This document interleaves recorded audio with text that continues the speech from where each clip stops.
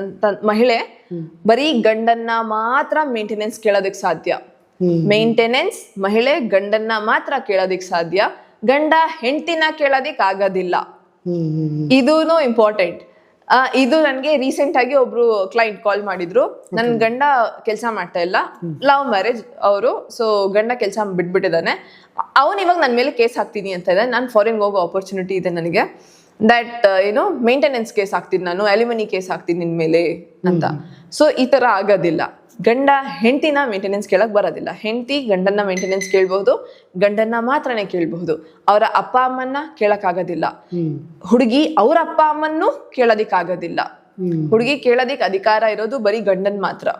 If in case ಮದುವೆ ಆಗಿರುತ್ತೆ, ಗಂಡ ತೀರ್ಕೊಳ್ತಾನೆ, ಅವ್ರಿಗೆ ಡಿವೋರ್ಸ್ ಆಗ್ಬೇಕು ಅನ್ನೋ ಉದ್ದೇಶ ಇರಲ್ಲ, ಗಂಡ ತೀರ್ಕೊಳ್ತಾನೆ, ಅವಾಗ ಏನ್ ಲಾಭ ಪಡಿಬಹುದು ಅವ್ರು ಕಾನೂನಾತ್ಮಕವಾಗಿ? ಏನು ಇಲ್ಲ, ನೀವು ನಿಮ್ ಹತ್ರ ಒಂದು ಅತ್ತೆ ಮನೆಯಲ್ಲಿ ಇರುವಂತ ಒಂದು ಅಧಿಕಾರ ಇದೆ ಅಷ್ಟೇನೆ. ಸೊ ನೀವು ಅತ್ತೆ ಮನೆಯಲ್ಲಿ ಇರಬಹುದು, ಆರಾಮಾಗಿ ಇರಬಹುದು. ಓಹೋ, ಅಷ್ಟೇ. ನನ್ನ ತವ್ರ ಮನೆಗೆ ವಾಪಸ್ ಬರ್ತೀನಿ, ನನಗೆ ಇಷ್ಟು ಹೋಗ್ಬಹುದು. ಇಲ್ಲ, ಪ್ರಾಪರ್ಟೀಸ್ ಆ ತರದ್ರಲ್ಲಿ ಏನು ಶೇರಿಂಗ್ ಇಲ್ಲ. ಇಲ್ಲ, ನೀವು ಅತ್ತೆ ಮಾವನ ನೀವು ಏನು ಕೇಳೋದಿಕ್ ಆಗೋದಿಲ್ಲ.